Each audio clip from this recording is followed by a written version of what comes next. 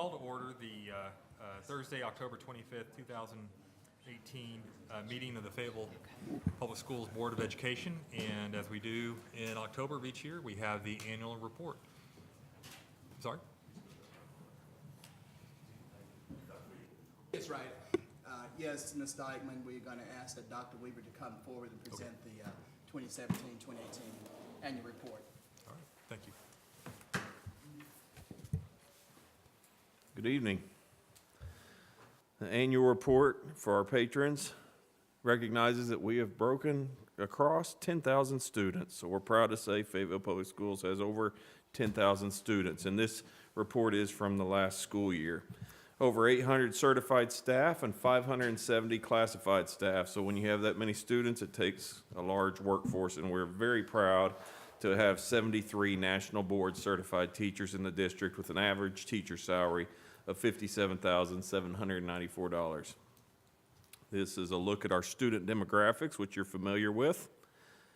To note out, we do have an increasing population of English as second language students.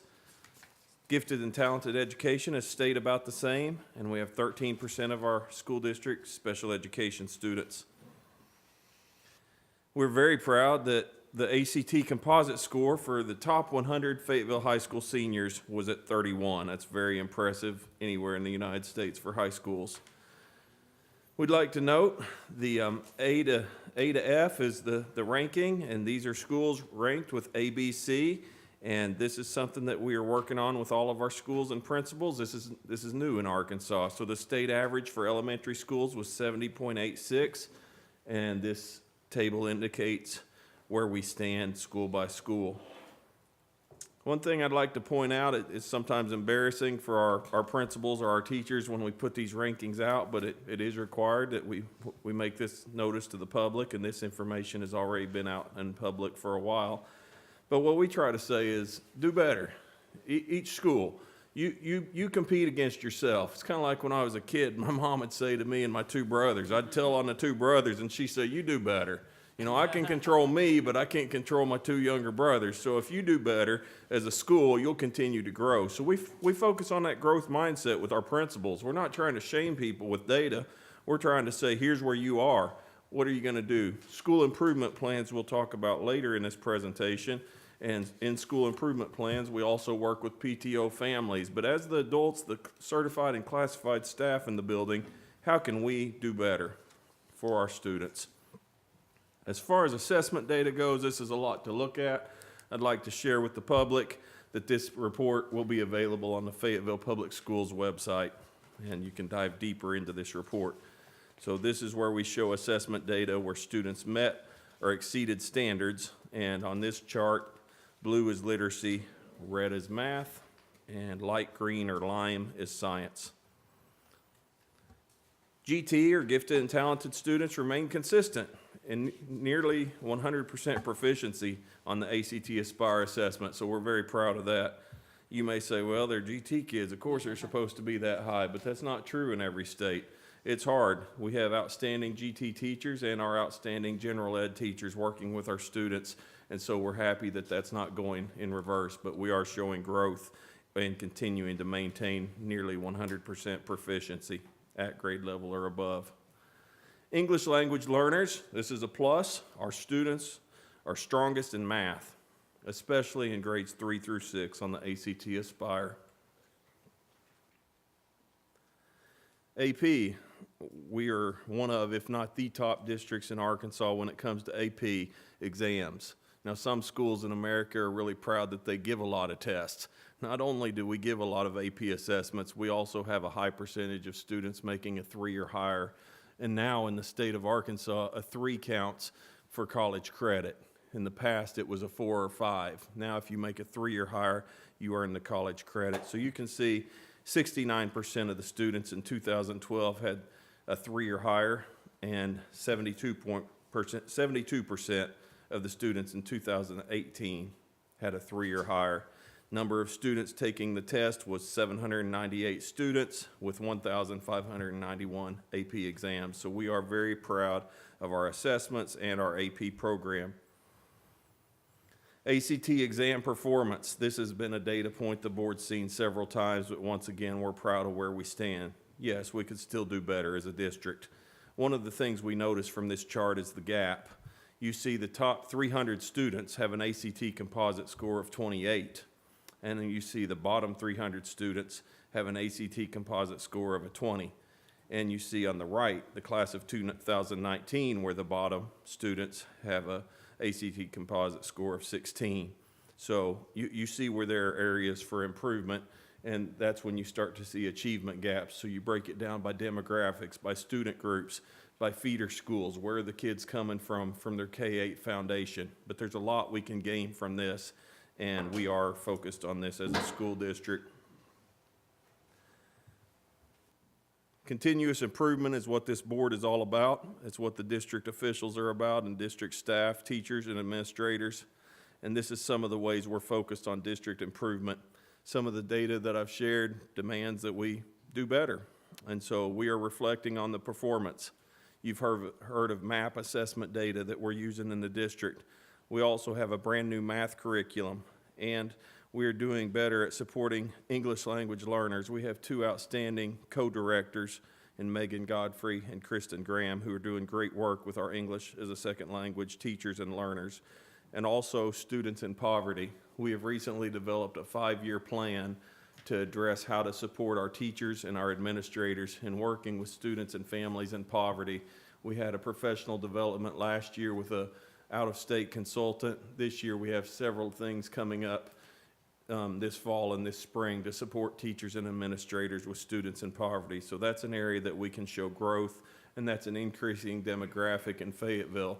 So we need to do better as a district to meet the needs of our students. Dr. Colbert is very big on these practices in green, effective instructional practices. We have an Office of Teaching and Learning, and he holds me accountable for supporting instructional practice. And we're doing that through the board-approved curriculum review cycle. And last year we had math, so we look to see an increase in math scores in the future.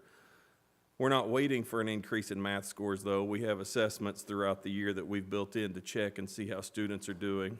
Professional learning communities are ongoing in several of our schools, and we have an increased student achievement, which is noticeable from the professional learning communities and the professional development that's taken place. We have several teachers who are now leading professional development. On September 28th, we had teachers leading teachers, and we think that's a great plan for the second year in a row. That's really been a plan that has helped us where teachers have choice in their own PD plan. The school teams participate in a peer review cycle with district leaders.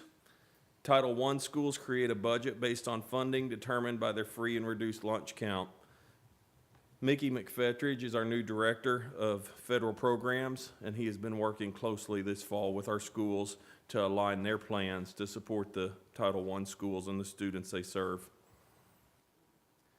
We talk a lot about data-driven, and the board continues to ask me what data. At our recent board workshop, the question was asked, what data will we identify to know if we're meeting these goals? So we continue to work on that to respond to the board's questions. And thank you for holding us accountable, because that helps us do our job better. Ongoing collaboration with the board, ongoing collaboration with the Office of Teaching and Learning, and ongoing collaboration with certified and classified staff. And program evaluation. Once again, the program evaluation this year is Library Task Force, Counselor Task Force, and Science Task Force. And all of those groups have met 2 or more times already this year and are making progress similar to last year with math and music. So program evaluation is something that's ongoing in our district, and the teachers are really doing a good job at analyzing and identifying the strengths and the barriers to their profession and their content areas. Federal funding at a glance. This shows Title I and the kind of the target area, economically disadvantaged. Title II funds, improving teacher quality, and Title III funds, English language learners. So this is the funding that we received from federal funding last school year. And Glenda Solons provides updates to the board on a regular basis about funding, and we provide an annual update on Title I and federal budgets. So Mickey McFetridge will provide that in the future. So these are some things that we're doing with interventionists. We have families in transition, homeless program social workers. We have Joy Shirley. We have others working with families in need. Professional development for staff. We have several things going on with staff and professional development, and those task forces, as I mentioned, are part of our kind of job-embedded staff development. English language learners with our Title III funding. These are some of the areas that we are focused on. We're showing high growth right now with our English language learners, which is good, and it's also bad. It's good because students are exiting out of the program, and that's what the program's designed for, is to support students until they can exit and go into mainstream on their own with their coursework. And it's bad because your funding is attached to how many students are English as a second language program. So that's kind of selfish to say, but you do lose money when kids exit out of the program. But our whole goal is to help kids exit out of the program and succeed in school. So our teachers are doing a great job with English as a second language. You've heard about ALPS in our alternative school, and they're doing a great job with Dr. Hoy and the teachers at that school. So they're doing outstanding work with our students, and we continue to analyze that program. I've already mentioned our English language learners and the success that we're having with the program. The National School Lunch Program, we have an allocation there, which is a little bit larger than under other fees that I've identified, just over $2 million. Supplemental instructional program licenses for at-risk students, and supplemental nurses and social workers. And Melissa Thomas does a great job working with our nurses, and our social workers work with Joy Shirley. In our professional learning, you'll see an allocation of $253,700, and this is under the leadership of Nandra and Mickey McFetridge. Accreditation, 16 schools are accredited, and 0 schools have been cited as any accreditation issues. Soft drink revenue, the district received $32,000 from soft drink revenue, which was used for field trips to the Walton Arts Center for student incentives. Recently, nearly all of our elected officials from the state level have been through Fayetteville High School or other schools, and they've come through, and when they come through our schools, they take school tours of career and technical education, general ed classes, special ed classes, and they ask questions from our leaders. And one thing that was nice for me is we were able to take some of our student leaders with each group, and our student leaders did a good job of speaking of the strengths and weaknesses of their K-12 experience. But a lot of our student leaders were very proud to talk about what they've learned here in the district from K through 12. Very, very proud of our community partnerships. I've worked in a lot of school districts outside of Arkansas, and I'm very proud and impressed with what we have both at the school level and at the district level. You just continue to see, and you think financially, but we also have a lot of partners who support our students with academics, who support our PTO, who come to school and will just eat lunch and a lunch buddy and eat with a student, and what that does for them when they go back to class. So we have community partners from churches to Boys and Girls Club to private and nonprofit agencies, and this is continuing to be a strength of Fayetteville Public Schools, and we hope to increase our partnerships. Just today, Chancellor Steinmetz was in this room. Several board members were able to attend, and in this room today, he presented our 18 National Merit semifinalists with a $32,000 scholarship to attend the University of Arkansas, with the promise of additional incentives if they applied for specific programs. So he shook their hand and presented that to them today.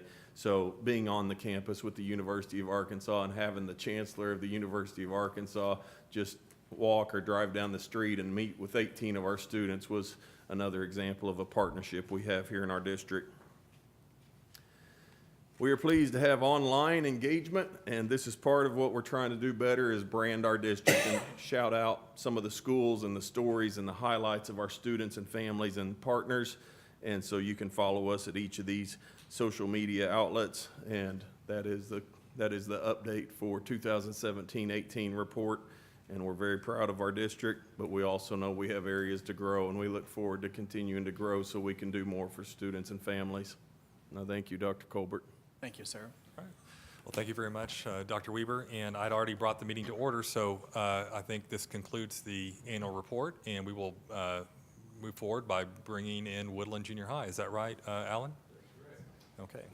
We might take a minute here to bring him in.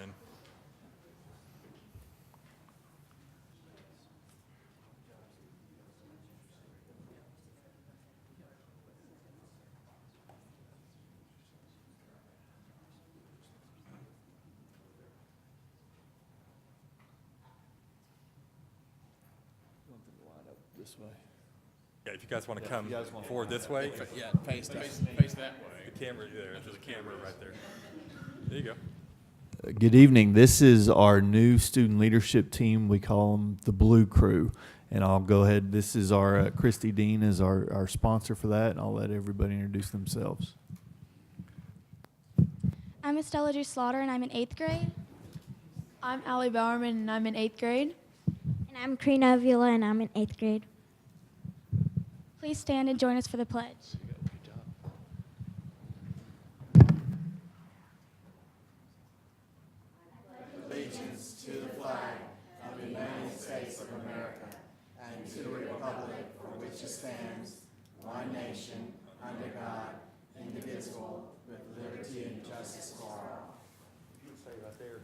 And parents, if you want to come get a picture.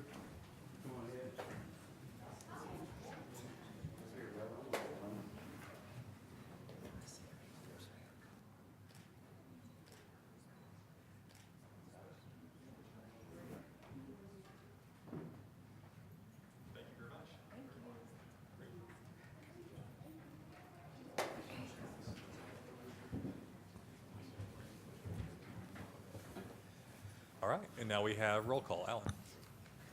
Justin Eichman, Here. Tracy Farah, Here. Nika Weitzman, Here. Tim Hudson, Bob Moranto, Here. Megan Hurley, Here. Keaton Smith. We're going to rearrange. We've got some, since we started a little bit late, some of our folks are rolling in about 5:30, so we're going to rearrange a little bit. We know several of them are here. We'll start with our Above and Beyond Awards that are given by the Chamber of Commerce each month. And Kirby Harris is here representing the Education Committee to do the honors. Our October honoree is Teresa Stewart, if she will join us up front.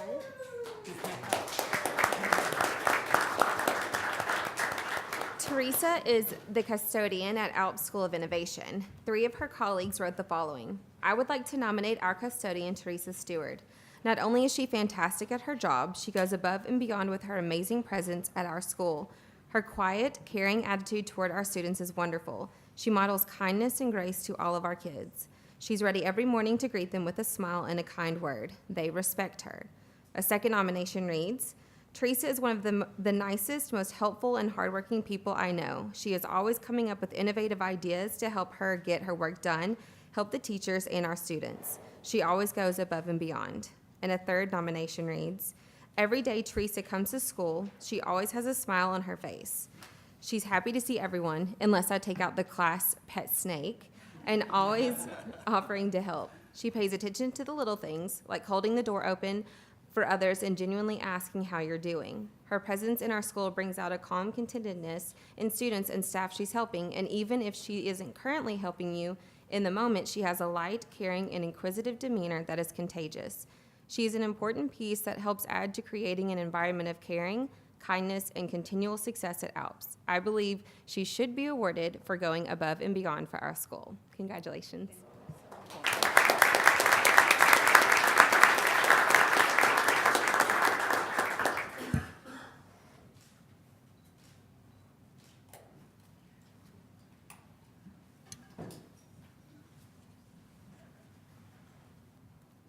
Okay, the Woodland Yearbook staff has received numerous awards, and if they will all come forward and form a semicircle up front.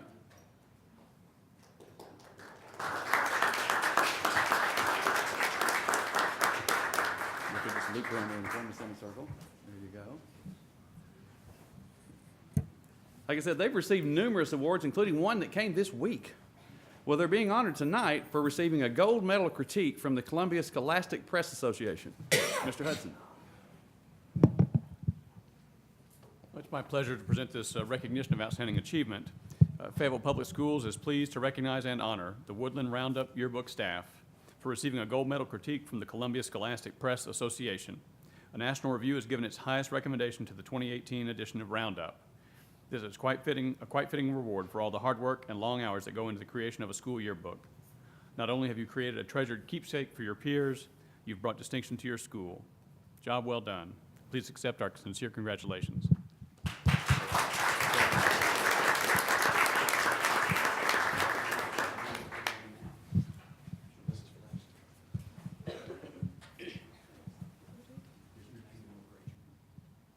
My name is Nicole Abram, and I'm currently in 8th grade. I'm Emily Woodard, and I'm in 9th grade. My name is Finian Lawless, and I am in 9th grade. My name is Mia Kiklak, and I'm in 8th grade. My name is Samantha Roach, and I'm in 9th grade. My name's Avery Norris, and I'm in 9th grade. My name's Gillian Fast, and I'm in 9th grade. My name is Rose Long, and I'm in 9th grade. My name's JC Patron, and I'm in 8th grade. My name's Hadley Humphrey, and I'm in 8th grade. Okay, we get a picture of Mr. Hudson. You guys get a little tighter. Yeah, you guys squeeze in like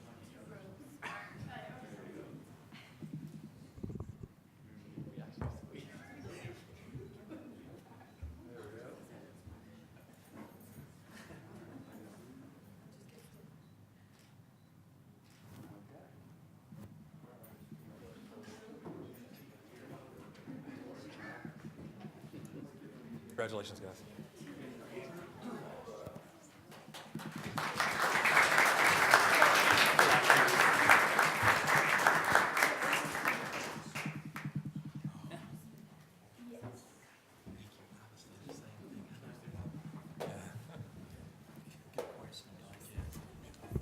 Our next honoree is Fayetteville High School junior Amanda Thompson. Amanda, will you please come forward? Amanda made the highest score possible, 36, on the ACT exam. That was last year as a sophomore. If she looks familiar to you, she was honored by this school board in May, taking first place on the 2018 Arkansas Statistics exam. Dr. Moranto. And I hope you're taking part in ACTM this spring. That would be pretty cool. I think you did pretty well there, as I recall. Can't thank you enough for doing this, for all your incredible hard work. And I'll read the official proclamation. Well, I would, except I don't have my glasses. So I'll just say your incredibly impressive performance. Okay. He is literate. He can't read. I just need eyesight. I'm getting kind of old. Thank you for making the highest score possible in the ACT exam. It's not too often in life that we're perfect, and this is one of those moments to savor. And one of the best things about it is I'm told you're really humble, which will serve you extremely well. So with that, your impressive performance in the ACT exam places you among the highest performing students at FHS and the nation, and will draw attention and probably money from many college and university recruiters. We're confident this is just one of many accolades that will come along the way, and please accept our sincere congratulations. Thanks.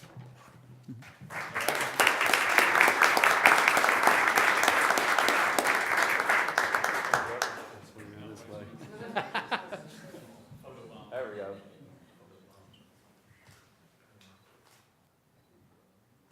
All right.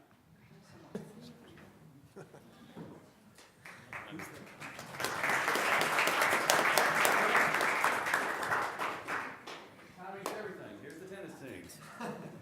Perfect. If the Fayetteville High School girls tennis team, please come up and form a semicircle in front of the board.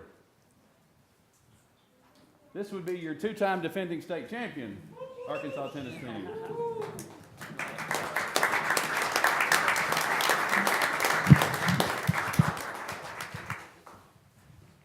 And ladies, if you will, introduce yourself and tell us what grade you're in. My name's Kennedy Curran, and I'm a junior. My name's Audrey Bridgeforth, and I'm a senior.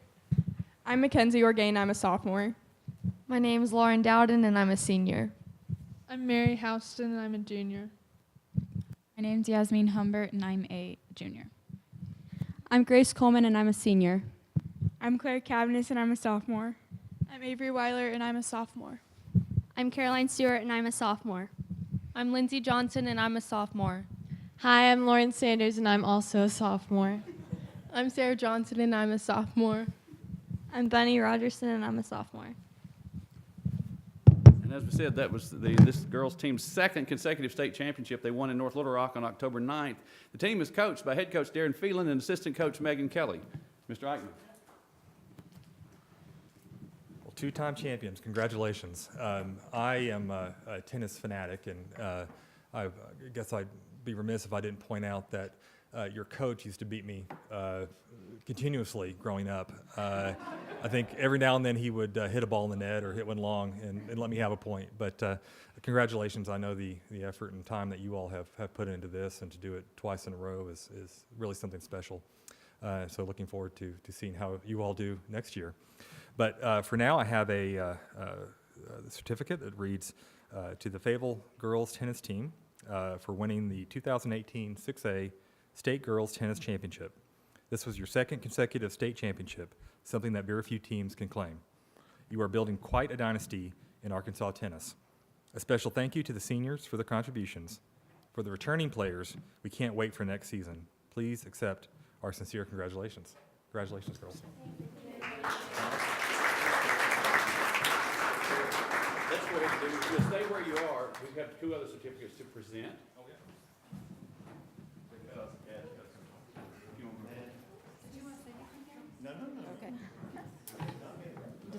We have a couple other special certificates for our doubles state championship team, our first place doubles team, and that goes to Grace Coleman and Yasmin Humbert. Is that correct? Yeah. I tried to listen to how you were saying it, but that's a pretty name. But anyway, you battled strong competition all season, but you saved your best tennis for when it counted the most. Your leadership helped propel the team to yet another state championship for FHS. Please accept our sincere congratulations. Good job, girls.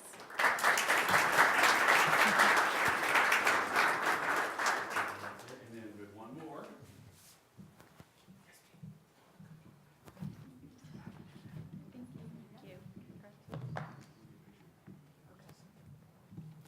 Mary Houston, congratulations. I feel like one of the things that makes me most excited about seeing all of you guys up here is what I know you'll get to take with you your whole lives from this.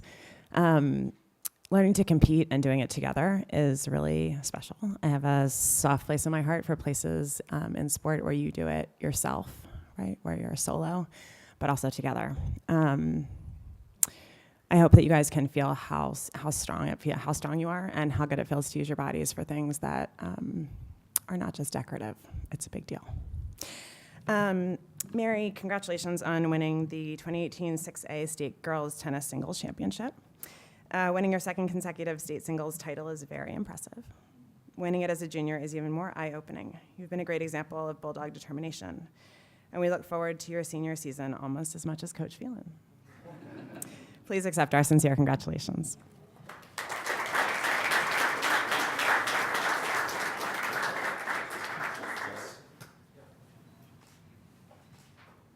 Okay, now let's get the doubles champions.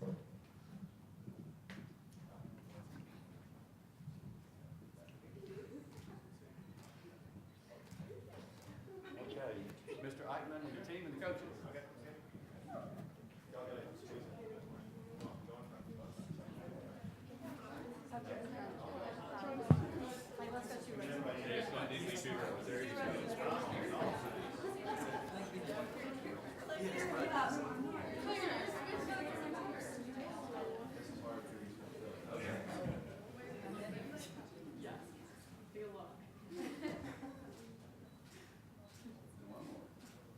All right, parents, look this way.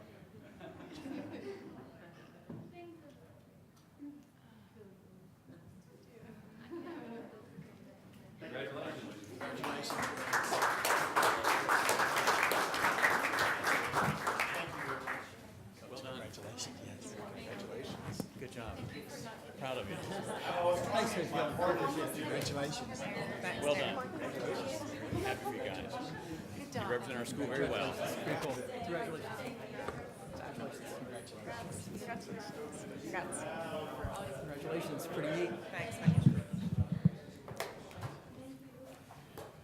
And that's the recognition agenda. Mr. Eichmann. Okay, I've not received any requests for citizen participation. I don't believe Alan did either. So we're going to go ahead and move over to board member liaison reports. And we have Dr. Moranto with the Academic Advisory Committee. It's ironic I'm giving the report because Steve Weaver does all the work and will help from actually a lot of other staff members. On October 4th, the Academic Advisory Committee held its first meeting of the school year that involved, I believe, 22 parents from every one of our schools. And the focus in the first meeting was college and career readiness in groups of 3 to 4. The task was to build a graduate, and the families indicated several skills they'd like a high school graduate to have, including being resilient, a lifelong learner, self-advocate, problem-solving, confident, interpersonal skills, communicator, critical thinking, empathetic. A couple of us snuck in there constitutional literacy and civics, so vote and don't scream at people you disagree with and stuff like that.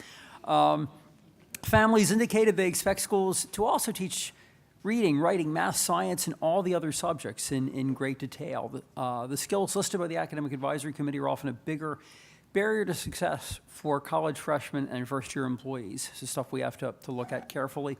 We will meet quarterly through the school year. We also, Dr. Weber also reports that the task force groups are doing well this year. In October, last year we did math and music, and those worked out very well from all I've heard. In October, he met with the science task force, the counselor task force, and the library task force, and we're looking forward to regular updates from those groups later in the year. And they will be reviewing materials, trying to get us in sync from grade to grade and school to school, much as last year we did with math and music. Bless you. And I think we're looking forward to that. I think over the long term, this will lead to really significant improvements in how we do our work. We'll be able to know what kids need to know when and have safeguards in place to make sure they'll get it, and clear guidance for our teachers who want to do the right thing but often don't even know what a kid's supposed to know leaving their grade onto the next grade. So I think this is something, it doesn't get a lot of attention, but I think it's really important work, and I'm highlighting Steve, but actually a lot of people are doing a huge number of work on this, including many dozens of our faculty who are, they're getting to have, we're putting some subs in the class for a while, which is why we can't do this all at once, to put the resources in to do this right, because it takes a while. So thanks so much. All right. So that, we don't think we have any other board member liaison reports. I think next month, working at having a more comprehensive report to you all on the foundation. May have Cambry here on a couple things that are pretty interesting that we would like to report. So I'll just save my time for that. And Tim, The adult ed board meets next Monday, so I'll have at the next meeting. That meeting. Okay, and then of course next month our meeting is a week earlier, so we're going to have sort of a short 3 weeks before now and then. So, okay, so we'll go ahead and move over to the superintendent's report, and Dr. Colbert. Yes, thank you, Mr. Eichmann, and to the board members and to the public. Just have a few things I need to update the board on and the public. First, I'd like to say thank you to Dr. Weaver for his guidance and leadership in with the new curriculum as we work. It was very successful with the math and the music curriculum, that process that he used, and we're going to do, he's in the process of doing the same thing with science and the counselors and the library media curriculum. And so it's been very successful, so we wanted to continue to utilize teachers on those committees because they're the experts, actually. And what I really also like, and I want to extend to Dr. Weaver for extending an invitation to bring in other professionals like the State Department librarian supervisors from the Arkansas State Department. She had him here, and she was a former librarian here in Fayetteville also, so she knows the program. And then also he utilized the U of A professors and also the co-op. So we really like this process. It's been very successful, so I want to give kudos to him for his leadership and doing a great job in leading us in that process. So we're looking forward to seeing a great product after we finish this year as it relates to science and the counselors and the library media specialists. We just came off a very successful parent-teacher conferences Hopefully those with parents kids went into their parent-teacher conferences, and as we move into a new process, we don't want to just give information out by teachers, but we allow students to lead some of those conferences so that they would have the opportunity to speak and share and let their parents know exactly how well they are doing. So that's part of a goal in making sure that we allow students the opportunity to speak and give their opinion about their successes. And also during that time, we also wrote out the standard-based report cards. So that's going well. We had some good reports back from there. And so Dr. Weaver and his team has done a great job making sure that we train the teachers and also being able to share that information with the parents. Dr. Ben and his group, we recognized and rolled out the centralized registration that is up and running. And so we ask parents and new parents, especially when they come into the district, that they're going to go to the administration annex that's located at Ray, the old Happy Hollow building, to do the initial filling out paperwork and all there at the new centralized office there at the administration annex. So we're excited about that process. Hopefully that would really cut down on some of the paperwork, and eventually, right, Dr. Ben, we're going to do it online. So that's the ultimate goal that we're shooting for. And then today, Dr. Weaver did take a little of my thunder. I was going to mention this too about the fact that we were honored to have the chancellor and his staff to come over and recognize our 18 semifinalists, merit finalists, and so that was kind of exciting for them to come and offer them actually money, and so that was real good, and we really appreciate the university for taking time out to come and do that for our students. So that was a nice program. We appreciate that. Dr. Slogan, she's working hard with the city as we try to enhance the crosswalks there at Route, Washington, and Asbel, so hopefully we get that taken care of. And then, as you know, last year we did go ahead and form a safety task force, and then that was the beginning. Then we had talked about creating a mental health task force. So I just want to let you know we are in the process identifying local citizens to serve on that task force, and hopefully we'll be having our first meeting very soon with them to start that process. Some of us had opportunity to go to Happy Hollow for food. We have our local harvest lunch every year, and this year it was hosted by Happy Hollow, and I tell you, it was just fantastic to see. We not only had us there and all, but we had some of the local farmers who actually provide the fresh food for our cafeteria so the kids can have that opportunity. So that was a nice meal. So we really appreciate Allie and her team for doing an excellent job when it comes down feeding our students, and also, cooperating with our local farmers. And so that's real good. As you know, we've been having a lot of discussion about, have we, Nika, parking space? As you know, we've been having a discussion. We know that it is a concern about not having enough spaces for our students to park. So Dr. Slogan and her team's been really working very hard, looking at different possibilities about how can we improve and how can we increase the number of parking spaces maybe around the central office here and all. And also, as we look at that process, that means that we may have to go out and start trying to purchase land, especially the property along Buchanan there, right across the street where we have the current parking spaces. And so what I'm asking the board to allow us to have that authorization when Dr. Slogan has made a deal and negotiated and all that, that she can go ahead and move and do an offer for that land. Because when a property goes on market here in Fayetteville, it doesn't stay there very long. And so therefore we won't have that delay, and we won't lose out on some of those good deals that we can make with the different landowners across the street, that we're asking that you please go ahead and give us that authorization to move on that. And of course, we'll bring it back to you for final approval.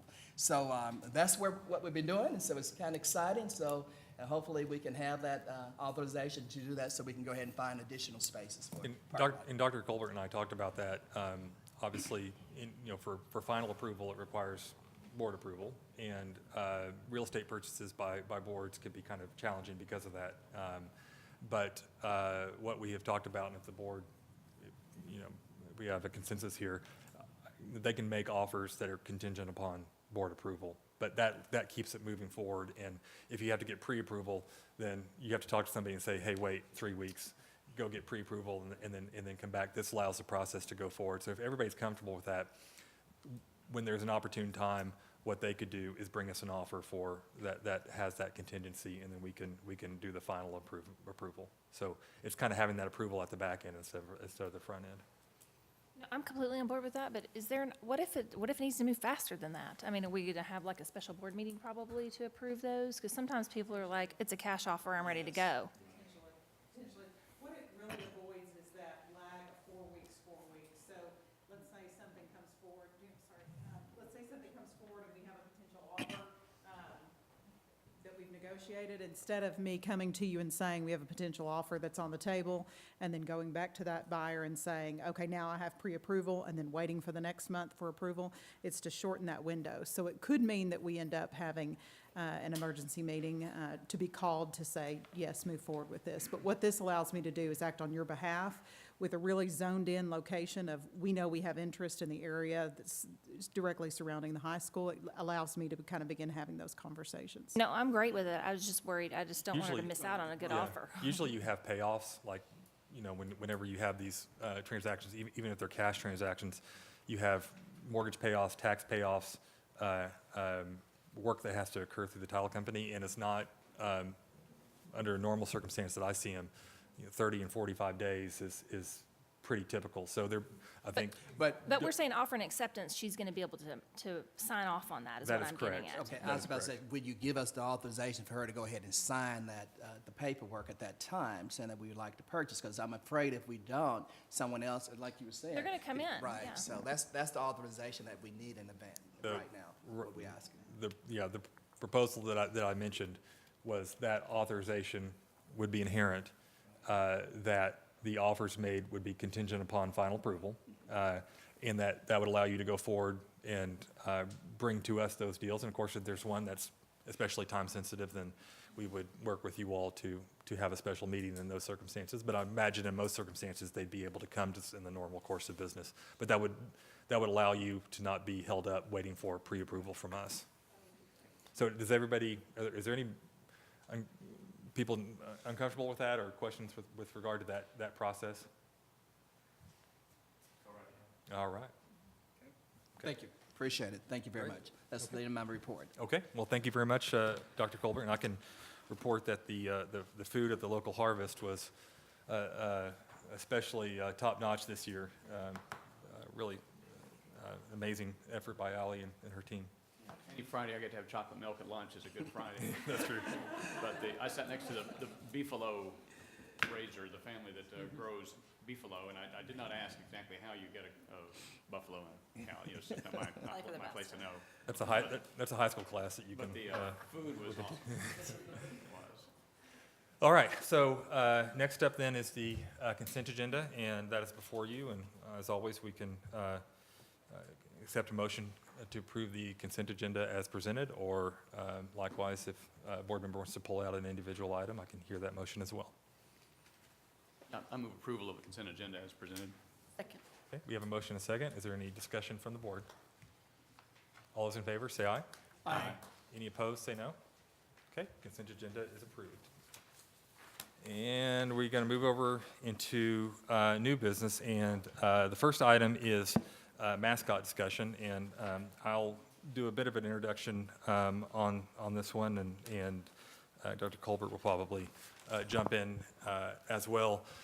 A little bit later in the agenda, we have our strategic planning and goals that are coming up for us to consider and approve and move forward on. And there are a couple, I think, that with regard to mascots in our district are important for us to highlight. Our vision statement of this district reads that every student focuses on every student achieving his or her full potential. The mission statement states that we'll provide an inclusive and safe environment. And this year we've had a specific emphasis on culture within our district. And one of our 4 strategic planning goals that we've been working on that's going to be before us just a little bit later has a statement that we will establish a student culture of equity, inclusion, respect, and teamwork. And so I bring that up because, as I think people on this board know and out there, administration, our schools know, there's been a discussion this year regarding a conflict between our junior high mascots and our district mission, vision, and goals. Our district vision, mission, and goals focus on the individual child and his or her inclusion and growth that they experience within our district. However, the discussion that we have had is that having human representation mascots and imagery does not create that inclusive environment for every child, and sometimes can unintentionally create a hostile environment. So this issue has been raised to us by students, by parents, teachers, administrators, and board members. And this is a discussion that's been ongoing this year, and I'll put it this way: there's a belief that if there's a situation in our district where a child does not feel comfortable attending one of our schools because of a mascot, or if a patron or parent is not comfortable with sending their child to one of our schools because of a mascot, and the lack of inclusion that they may feel, that we have a problem that we need to address. That being the case, we've had discussions about this. Dr. Colbert has been concerned about this and has had discussions with a lot of people throughout the district and our patrons and students. And we're recommending the establishment of a committee to review and make recommendations to the district in order for the mascots and the imagery in our junior highs to be in line with what our purpose in this district is, as stated through our vision and our mission and our goals, and our purpose being every child, and that child has inclusion within our district. Typically, not typically, always, school mascot decisions do not come to this board. When we've had new schools come online, a new school hasn't come online since I've been on the board, but I've understood from others who do know that that was a school level decision on choosing that mascot. And John Ellis related to me at Holcomb, for example. The school went through a process where they chose the mascot, and we were told about it. And I think that's important, and that's something that should remain. This is not a situation, I think, where the board needs to be choosing mascots for anybody. But the ultimate responsibility for the vision, mission, and goals and policies of the district are with the board. And the administration is charged with making sure, and our schools are charged with making sure that the operations of the district are in line with the vision, mission, in the policies. So this committee would help provide support and recommendation and guidance to our schools through this process, and would report to the district. And we've had, over the last couple of years, we've had a number of, I think, very successful committees and task force in this district, which have provided really valuable help to us. We just heard about one tonight with that will be forming soon with regard to mental and behavioral health, which we've all expressed a concern about wanting that to be a part of the school safety discussion. And the school safety discussion was led by a task force that's been before several times this year, with very important recommendations that we have taken very seriously and have adopted and are moving forward on with an action plan. So that is the situation, and that is the recommendation. And I think what we have before us then is to see if there's a board consensus on the recommendation to establish this committee. This would be a committee that would be Dr. Colbert, in consultation with the principals at our junior highs, would establish and move forward. So, Dr. Colbert, I don't know if there's anything you wanted to add on that front, but I did want to give a bit of an introduction to this issue, since it hadn't been one that was discussed at our board before. Yes, sir. I agree with you. It is a concern that has come to us, and it's time for us to address that concern, because we want to make sure that as we look at the mission statement, making sure that all students feel comfortable and safe anytime they walk to any building, and that they would feel not threatened or whatever, or even embarrassed about certain aspects of mascots and all. So that has been expressed to us. It did come to us actually initially from a student. That student felt that she was wasn't feeling good about the imagery of a mascot of an Indian. So, and once a student has expressed that concern, and that really hits home when that happens, and so therefore we need to look at the situation, try to address it.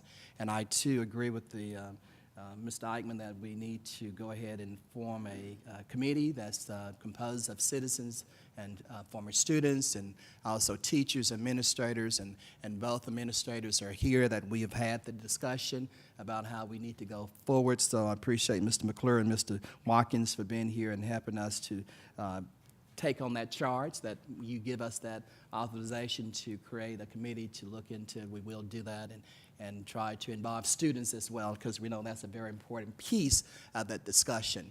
And so and we're recommending that we would go ahead and do that as soon as possible, realizing that it's not going to happen overnight now. It's a process. So we will utilize the process that is presented to us from that committee, and then we would do the wishes of the board and go from there. So I'll certainly open it up for some discussion. If there's any thoughts on this or questions? I think that both you and Dr. Colbert have presented this very well. I think it makes a lot of sense. I think something I would emphasize is that 50 years back, and I think it was about 50 years when the mascots were adopted, these certainly weren't meant in any sort of harmful way. They were meant as, really, if anything, as tokens of respect. But, times change, sensibilities change, our interpretations of symbols change, and, I think that we have to acknowledge that and make adjustments, and I'm really happy with the process that you've suggested. I think this will be done in a respectful way for all concerned, and if changes are made, they'll be done in a respectful way, sort of moving aside the old in a way that we can feel comfortable about, and without yelling and screaming, and with reasoning together, and I really like that. So I'm very pleased with you're doing this, and with where we're doing this, and with how we're doing it. I'll make one slightly catty remark, because that's me, which is that I've gotten quite a few letters on this, and I've answered. I haven't answered all of them. I've answered probably most of them, certainly all the ones from people I knew. And I have pointed out that I've gotten a lot of letters on this. I haven't gotten one letter yet on closing the achievement gap, which is kind of my obsession, or one of my two obsessions. And I think some of this energy towards equity, it would be good if we were putting into that goal. But and which is an important thing for leadership now, I have to say. But with that, I think this is the right thing to do, and I think we're going about it in the right way, in a respectful way. Bob, you hit the mascot. It's the Fighting Achievement Gap. That's our new mascot. So no need for attention. But by the way, my alma maters had the Fighting Turtles and the Fighting Golden Gophers, so you can't get wimpier than that. But, I'm hoping there are no students that heard that tonight. I agree.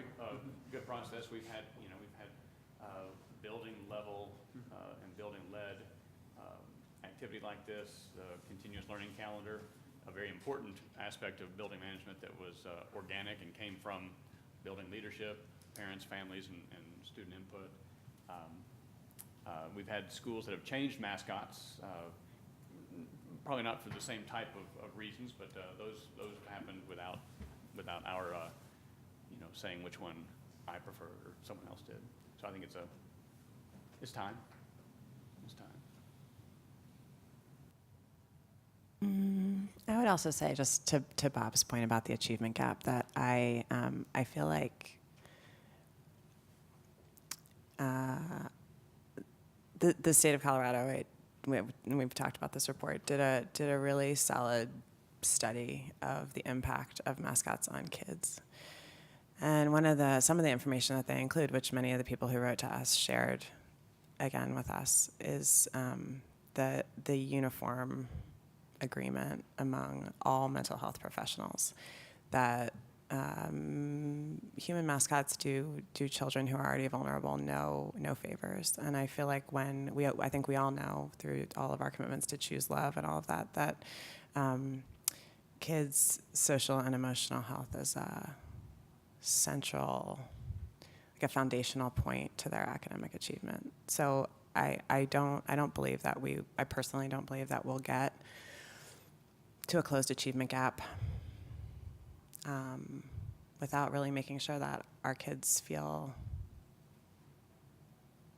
like they belong, and that our schools are their schools. I'll also say that I appreciate the student work on this and the student initiative on it. I think it's also important, like my children are not Native or Indigenous, and I really look forward to being able to send my children to a school that, like Ramey and Woodland, do a great job with kids academically, socially, emotionally, where sort of all pieces of that school come together to support the messages that they're getting at home about how to be a person in the world, and that we're in it together, So I really appreciate the board's willingness to step into this. I think it has some real academic benefits.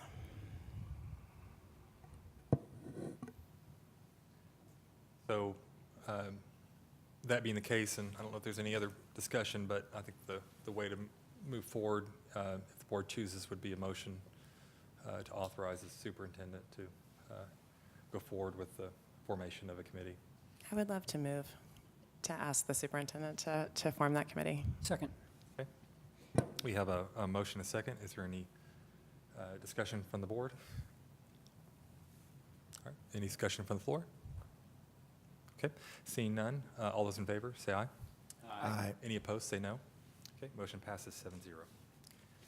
Next item is EOA, Early Head Start Program, and Dr. Colbert. Yes, sir. I just want to ask the board to allow us to go into partnership with EOA Early Head Start Program. It's a great opportunity for the district. As you know, you have charged us to try to close the achievement gap. And what is a better way to do that than making sure that we start and reaching kids at a very early age so that we do not have that gap in their education. So this would allow us to go ahead and bring that program back to us, and which it was here in 2016 because of the funding.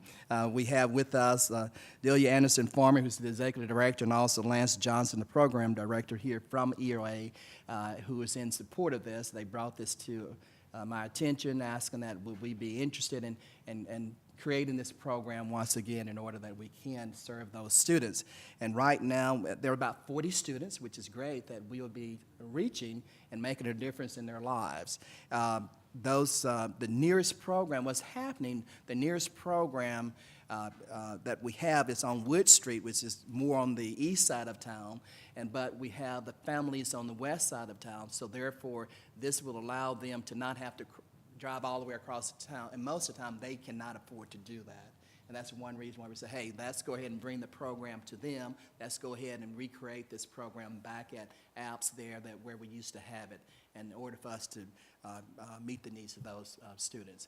And as we look at the program, they share with me that in Springdale, what they have is a internship type program where the students who has that interest or wanted to become in child care and all that, they can go into that program and get certified during that time and receive credit. And once they also, you stated that they are guaranteed actually to have a job once they graduate.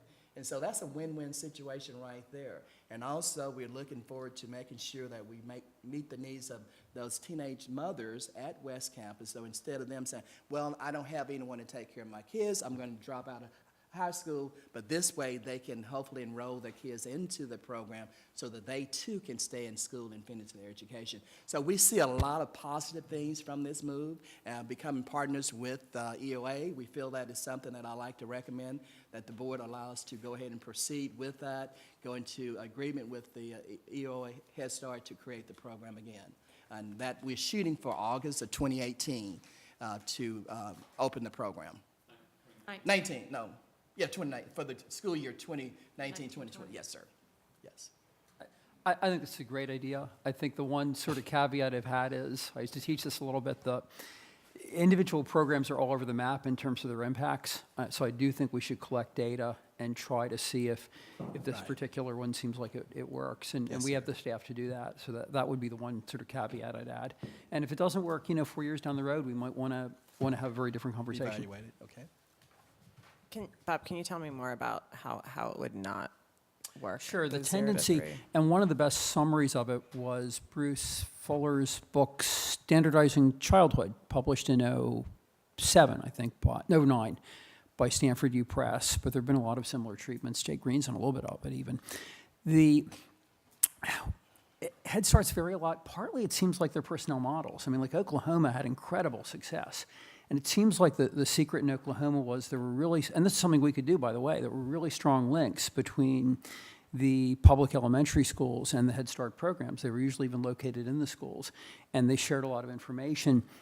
And I think also the personnel model in Oklahoma, I think they were able to hire a lot of very good Head Start and preschool teachers without too much trouble.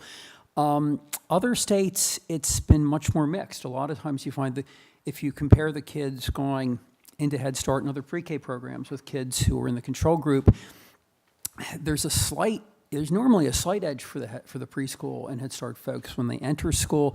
It usually fades by second grade. But again, it's spotty. It's all over the map. It varies.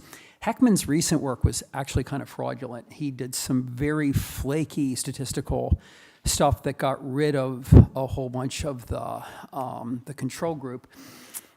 And he also made some weird assumptions. So if you look at the full set of work, I mean, I think preschool has a lot of great things about it, like immunization. If you actually look at the academic impacts, it seems like it varies a lot from program to program, and I think a real lesson would be that we need a strong link between us and Fayetteville Public Schools and this program. If we can coordinate well, I think there's a good chance that we'll be able to maximize the chances of success. But yeah, a lot of the older research in particular, people would talk about the second and third grade fade, and I think we want to hopefully be in a position to avoid that. But that's a really good question. Something I find in public policy is people either say this is great or this is terrible, and usually the truth is a lot more nuanced than that.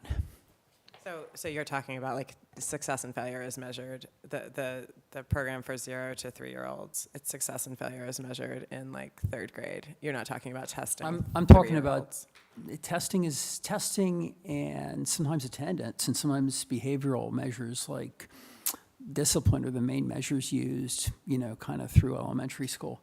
I only know of a couple. But you're evaluating that program based on performance in third grade, not performance at age 3 when they come out of the program. No, yeah, it would be later. You'd want to do it later for sure.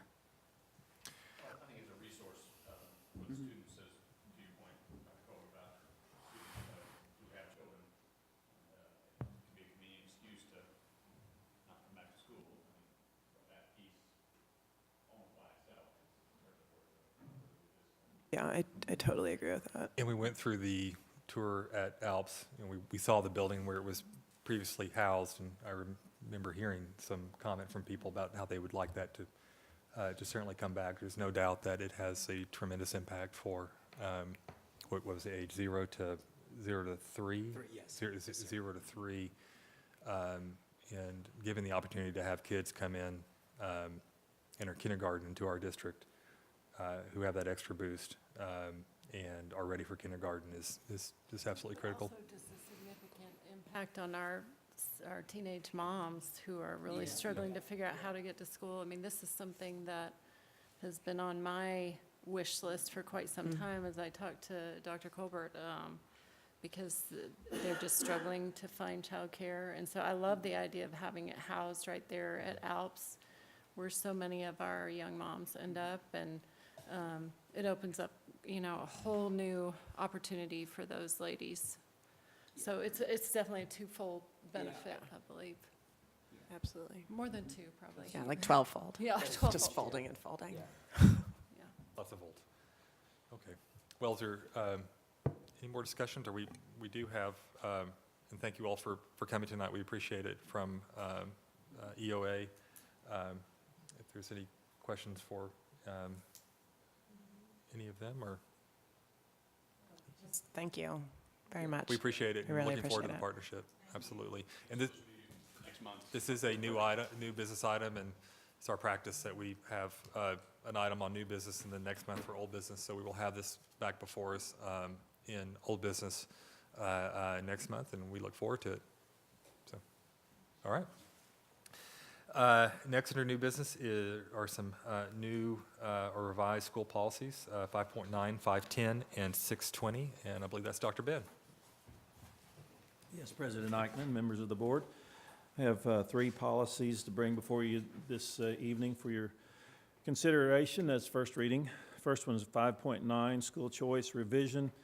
This is just in response to some changes that were made in the law in defining students that, defining the number of families.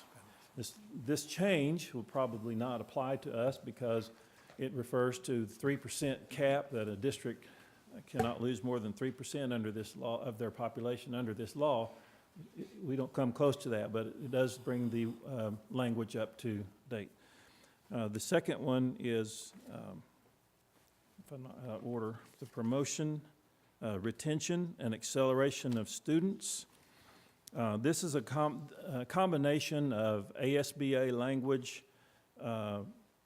recommendations, as well as Dr. Osterly's and Ms. Hayward's review and some suggestions that they have, and then Carla Curtis regarding special education.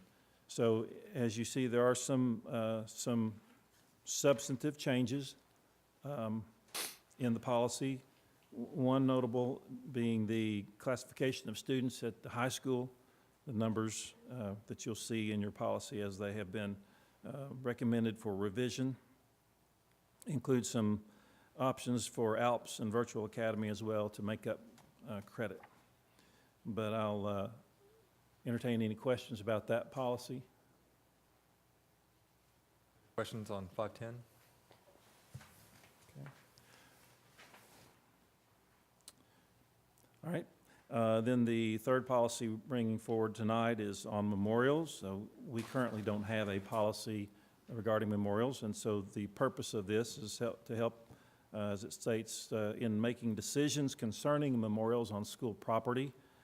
Essentially, it encourages people to make gifts to in the form of scholarships and donations in the event of a memorial, rather than property, building, or grounds. So, any questions on that? Okay. Thank you. Great. Thank you, Dr. Ben. And these will be back before us next month. All right, so on to old business, and the first item, which may be our most controversial of the night, is the ASB conference delegate, and we. I'll go ahead. Yeah, we'll have our pro Keaton and our anti Keaton forces amassing, but we do have the ASBA annual convention coming up in December, and truth be told, I've already talked to Keaton, asked him if he would serve as our. But you should feel free to nominate someone else, Keaton, if you want. And also, truth be told, we had to turn it in already, so. But we do require a affirmation by this body. So I'd like, if possible, for there to be a motion to nominate Keaton to be our ASBA conference delegate. I nominate Keaton Smith to be our AEA conference delegate. ASBA, yeah. ASBA conference delegate. Okay, I have a motion and a second. Is there any discussion? Not really hazing. Kind of open-ended. This is, it's in a loving and inclusive Now, Keaton, way. it's a privilege, Because and we- you're going to we've love all- every minute. It's we've going to all be been- amazing. What are my powers? Yes, lots of power. And the pay is really high for being a delegate, so, That is true, and Nika pointed out that the motion was rather open-ended, so, We might add This for may the be in- 2008. Ongoing. 5 years, all taken care of. This tonight. would be for this upcoming. I was very tempted to December cause trouble when I did it, but you Yeah. probably shouldn't. So. Okay, so we do have a motion and second. Is there any discussion from the board? Any discussion from the floor? All right, all those in favor say aye. Aye. Any opposed, say no. 7-0. And next up, we have Act 1120 resolution and Dr. Ben. I'm sorry, Dr. Ben, is that you? Yes. Yeah, I think it is. Yes, Okay. So this is for second reading, and we had this last month regarding a statute that requires boards to approve a resolution and review any salaries that increase by 5% from one year to the next if they're doing essentially the same job. So you can see there's a lengthy list due to salary increases primarily, but also one typical reason is if somebody works part of 1 year and then a full salary the next year, that obviously is going to increase their salary by a great amount. So this is before you to approve the resolution tonight. I move approval of the resolution as presented. Okay, we have a motion. Second. All right, motion in a couple seconds. Any more questions or discussion from the board? Any discussion from the floor? All those in favor, say aye. Aye. Any opposed, say no. Motion passes, or resolution passes 7-0. Thank you, Dr. Ben. Sure. All right, the next item is strategic planning, as I referenced earlier, and I'm going to do a short introduction on this one. As you all know, there's been a considerable amount of work that's been done over the last couple of years with regard to strategic planning in the district, and has genesis in framing our future, and then in work that occurred last year where not only did we take the body of work from framing our future, but also from administration goals that they were working on, and also input that we had at that time. And after that work last year, Nika sort of took up the torch and was working on bringing that all of that considerable amount of work, and we're really talking hundreds of pages of really important ideas on how our district moves forward, and to putting that together in something that was not only workable and readable, but made sense and represented a plan that this board and this district can get behind. And so that work has culminated to where we are now. We had a rather lengthy workshop on that a week or two ago, where we have worked on two items, one being a strategic plan that's before us, and another one being a calendar, which is more than a calendar. It's really a roadmap for the work that the board does and that the administration does. So the object in this has been to establish that framework and then to use that going forward. And the idea that we discussed at the work session last week was obviously that these are high level and structural in nature. In moving forward into February, Dr. Colbert and his team have been charged with filling in the detail, and we got a pretty good preview of that in a compressed time frame. There's too little time and too much information to have it all come forward a week ago, but they're going to be coming forward with that plan for us early next year, and that will be a big part of our work in February. So it's exciting. There's been a tremendous amount of work that's gone into this, and there's been a real dedication to getting this done by Dr. Colbert, who, that's one of the first things that he said to me when he's made superintendent, is we need to get moving on this and get this in place, and from Nika on driving this forward. So I'm going to turn this over to Nika to help us through it, and we can have a discussion and hopefully move forward tonight. Okay. First, I think on the agenda is the calendar, and I don't know if you saw, but we have included a slip sheet with a new calendar versus that's a little bit updated from the one that was in your original packet, and that just had to do with some changes with regard to workshops for the most part. Some things that were scheduled earlier in the year have been moved to later dates in the year, and then we've also re-identified things as presentations versus workshops.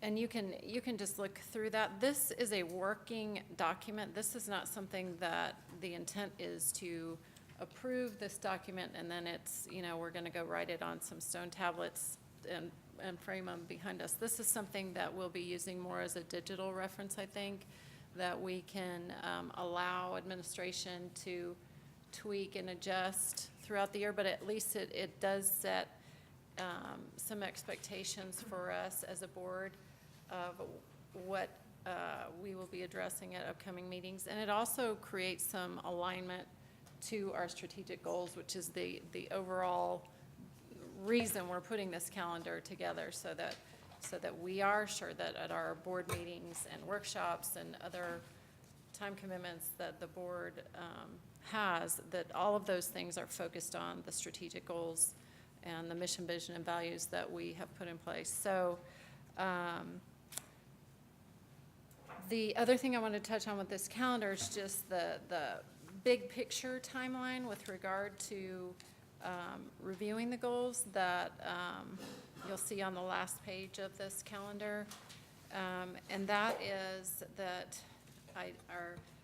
and this ties over to the strategic goals, but it's worked into this calendar, so I don't know where the best place to discuss this is, but the idea is Dr. Colbert has a meeting with his leadership team in late July every year, where his objective is to cast a vision for the coming school year and to set a course, identify priorities, just so everybody's on the same page. What he needs from us at that time or before that time is, what is it that we as a board are asking from Dr. Colbert? And in the past, that has been a little bit murky and muddy, and even though there has been agreement, it hasn't been spoken and clarified and put into a document format. And so we're just trying to create a document that is easily referenced and used in that type of communication. So what we intend to do is in June, we will come together and just clarify those goals in a half-day retreat as a board. We make any adjustments necessary, and we are able to pass that along to Dr. Colbert to use at his leadership retreat in July.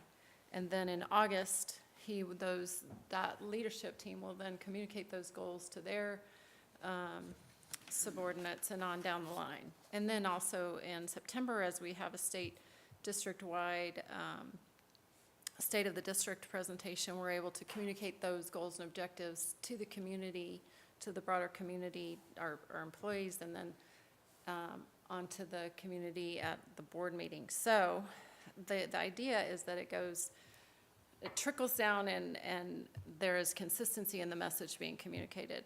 And then we would use this document as well as Dr. Colbert's evaluation in January to would reference back to the previous year, but we could use our goals document as our tool for that evaluation. And then every February, we would have an off-site 2-day retreat as a board to review and revise any goals. I mean, the reason this year has been such a challenge is because we aren't starting from scratch, but we're trying to create a template that we can use going forward. I think this will be a template that we can easily adjust and change every February, but I don't think it'll be, not too many significant changes each year. So you'll find all of those things listed in this calendar in the governance column. The other columns are teaching and learning, resource allocation and facilities, human resources, and then community engagement. That community engagement column is still in progress. Yes, Mrs. Johnson and I, she left. We have a meeting set up next week to start to line that out. She didn't leave. She's over there. Hi, Oh, Helen. there she is. Mrs. Johnson, I didn't know who you were talking about. I'm trying to be consistent. We say Dr. Colbert, we should say Mrs. Johnson. But yeah, so this, there will be things added as we go forward, but the main goal is to identify those as priorities of the board so that they don't fall off the radar and they don't fall off our list of priorities. Well, the things that only happen, Right. once a year and things that we're responding to, state requirements and stuff, that may not be front of mind. It's nice to have it here. It's still here, and you can look at it and say, when are we receiving that, financial review, or when do we have the workshop on whatever? It's just a nice place to reference that. Does anybody have any questions about this calendar that was in the slip sheet? One thing you'll notice is there is a board workshop that we are going to schedule in January to discuss the standards-based report card or to receive an update, right, Dr. Weaver? And we will do those workshops at the 3:45 time frame, before the board meeting. So go ahead and add that to your calendar. When you see a workshop added on this calendar, the assumption is that will be at that 3:45 before the board meeting time frame. Okay, and then the next thing we have in our packet is our strategic goals and objectives document. We did make a few changes since the workshop, and I just wanted to highlight those and just, this is a document that we will vote on as a board to accept and to use, but it is also a document that we will be revisiting in February. So the main goal here, and Megan, you can help me with this, is it's twofold goal: to identify our goals and objectives, but our secondary goal is to create a vehicle to do that. And so we're not aiming for perfect. We're aiming for, useful, I guess. Is that a good way of saying it? Yeah, I feel like one of the things that we'll get as a board through this document is the opportunity to practice using these it's fine, using these goals. So as we see policies come before us, as we see spending things, we get to pass those things through the filter of this set of goals. And then by the time we're meeting in February, we're going to know more about the goals we've written, and we'll have the opportunity to tighten and shift them. So like anything else, like board service, and this particular board service takes practice. So we're giving it our best shot here, and we'll just keep getting better at it. Not perfect, but useful. I should have told my mother that a long time ago. Maybe we should edit our We've had vision and mission. goals in the past, and in some cases, our agenda would indicate every single item on the agenda where it lined up with which goal. And one thing I really appreciate is, as I said this at our workshop, this is going back to to framing our future, and even conversations before that, And so even though, you know, we engaged a large chunk of the community and a lot of time and effort, and it seemed, okay, where's the traction coming? Were there budgetary considerations? Because that was not the charge of the Framing Our Future Committee, to figure out how to allocate the funds. That comes to, you know, the people who work in the district and the board. But we have maintained some fidelity to that process. And frankly, you know, in transition from superintendent to Dr. Colbert, you know, the Framing Our Future started with Dr. Hewitt. Some people were saying, who's Dr. Hewitt? And so I think, you know, it's high time, and it's the right time, and the work that you all and really the team that has been part of this has been really, really helpful. And maybe it may not be perfect, but it's going to be very helpful. One point on Framing Our Future, living on. I mean, some of the items out of Framing Our Future are, a number of the items on Framing Our Future have been things that we've adopted and incorporated. Right. Some of them were things that were one-off type things, like, you know, that were built in and done. A number of the really important kind of foundational aspects of Framing Our Future have, however, been incorporated within here, and you can kind of, I like the way you can go through the document and kind of have those connections. I think Keaton was making a real good point of that in the workshop, being able to make sure that we have fidelity to that document, and you know, keeping those items before us, but have it in a way. Framing Our Future did not talk about facilities. It didn't talk about aspects of our district maintenance, busing, food service. It didn't cover every aspect of our district. It was largely academic in focus, which is great, which is what we wanted. But this is the whole package,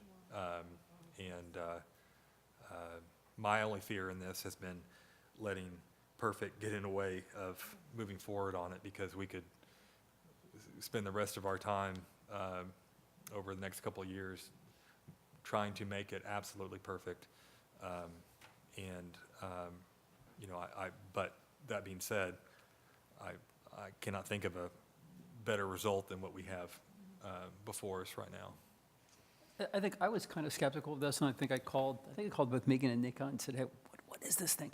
I was in the public sector a long time. I've seen a lot of these kind of come and go.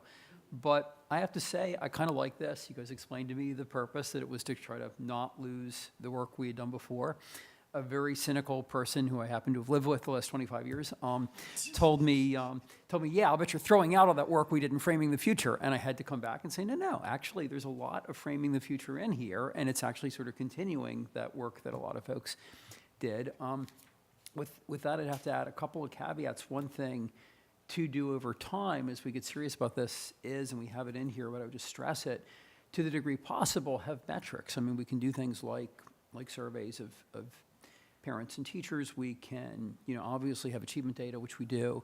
But a second thing that I would urge in terms of how we think about this is we have a personnel system. People are evaluated.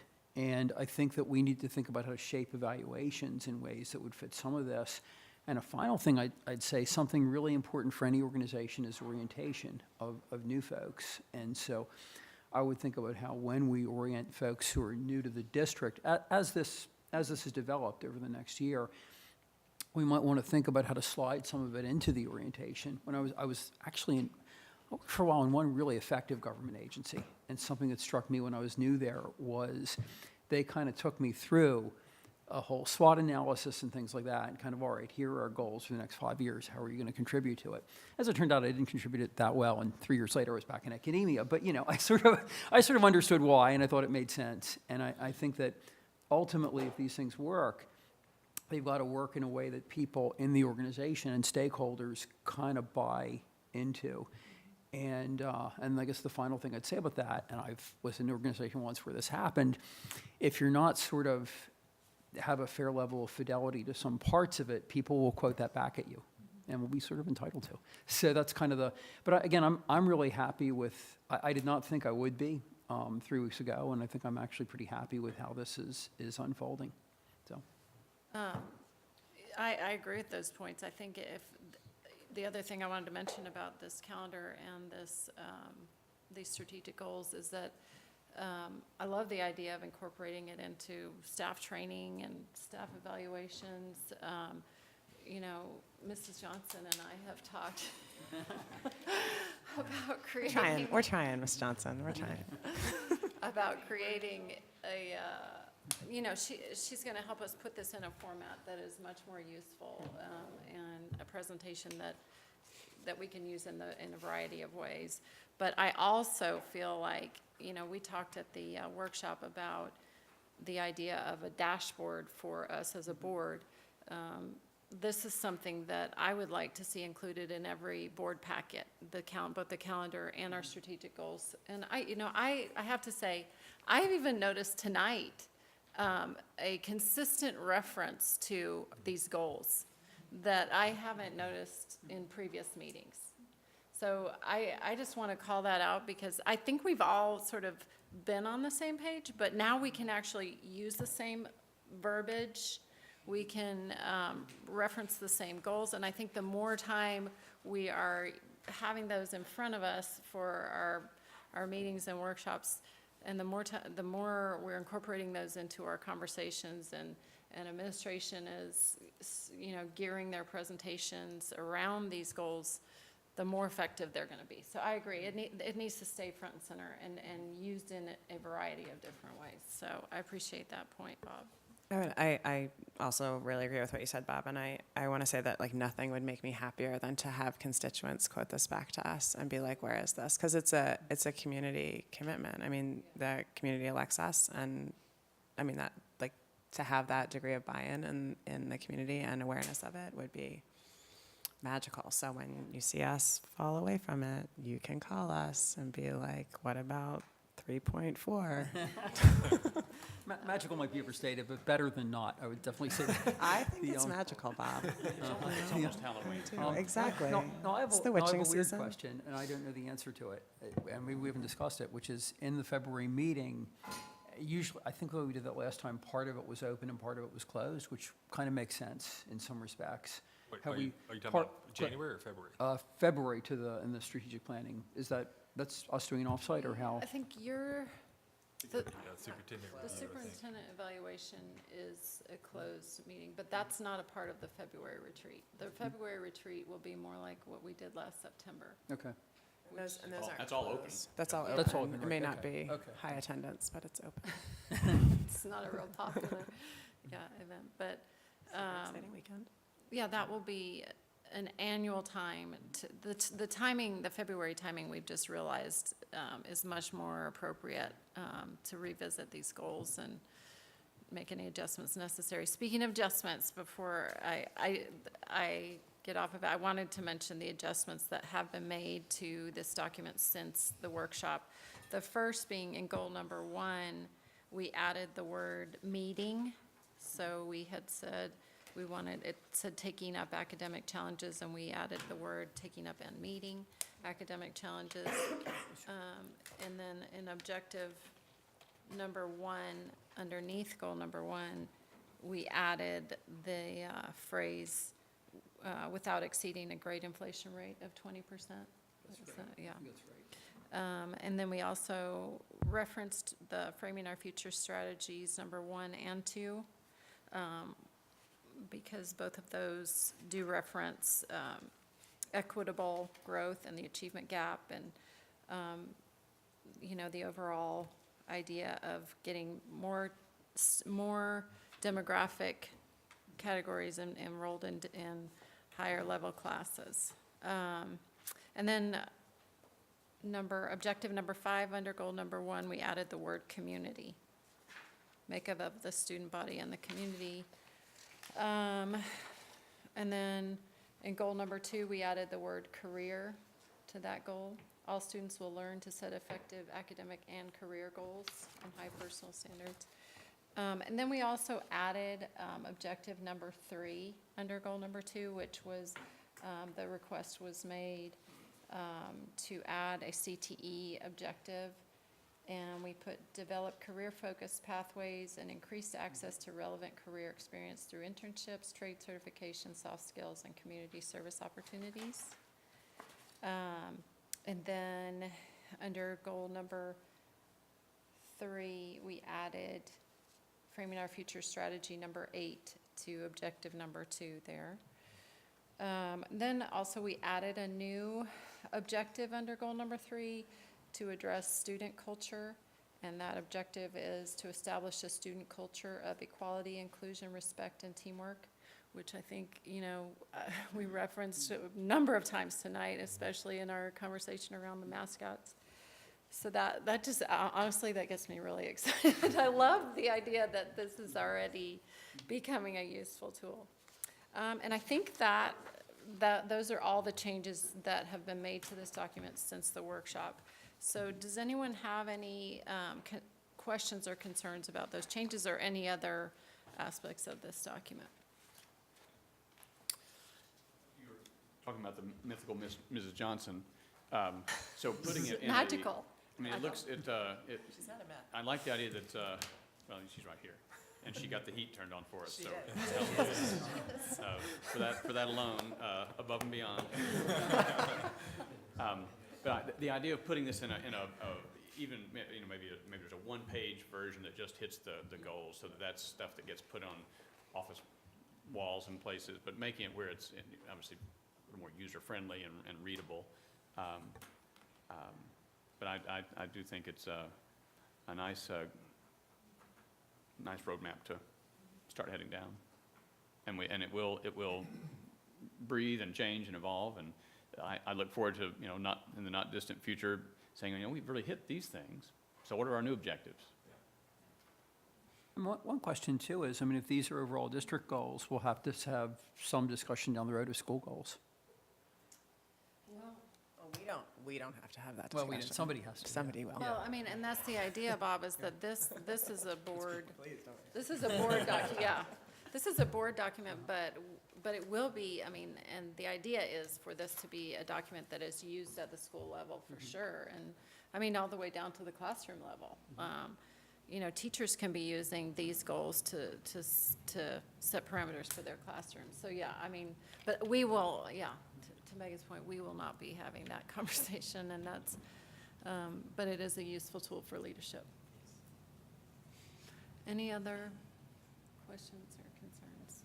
Well, we'll be, in February, we'll be discussing to some degree how to put more numbers on some of these. Oh, yeah. In terms of where we are Well, I and think, where we want to be. and Justin did mention that earlier, so we've gone through a series of phases with this. The first phase, and I don't even remember when this was done, seems like 9 months ago maybe, we adopted the mission, vision, and values of the district. The second phase has been identifying the specific goals and objectives. That's what we're on right now.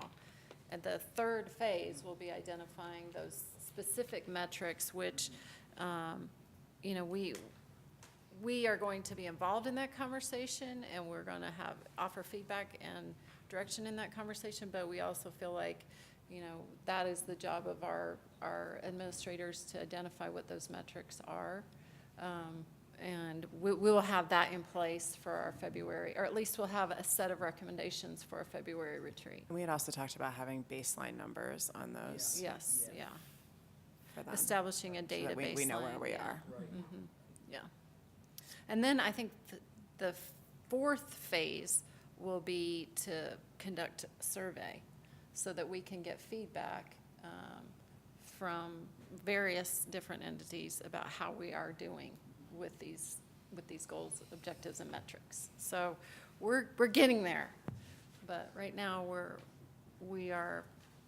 This to me has been the significant hurdle to get over. I think this will guide the rest of the conversation. So, anybody else? I move that we adopt these goals. Calendar too? Yeah, and the calendar. Let's Okay, do it all. Good. All right, so we have a motion to adopt the goals and the calendar. Is there a second? Second. Okay.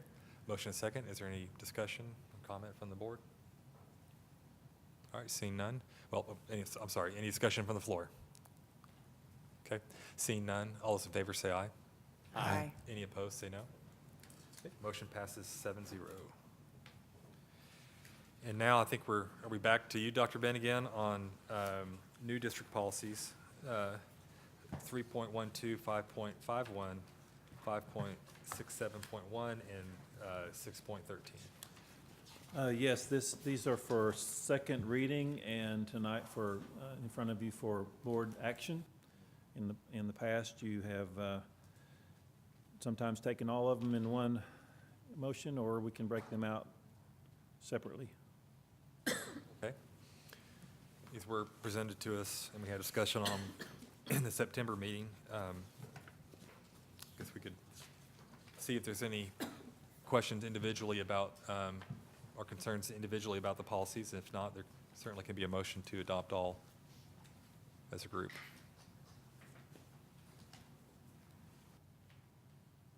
Not seeing any I questions? move that we adopt, whoops, let me look at I need to list them out here. Here, I have it in front of me. Okay, I move that we adopt policies 3.12, 5.51, 5.67.1, and 6.13 as presented. Motion? Do I have a Second. second? Second. Motion and second. Any discussion from the board? Any discussion from the floor? All right, all those in favor, say aye. Aye. Any opposed, say no. All right, the policies are adopted 7-0. And there's no further business before the board, so we stand adjourned. Congratulations, pretty cool. Congratulations to you too, Bob.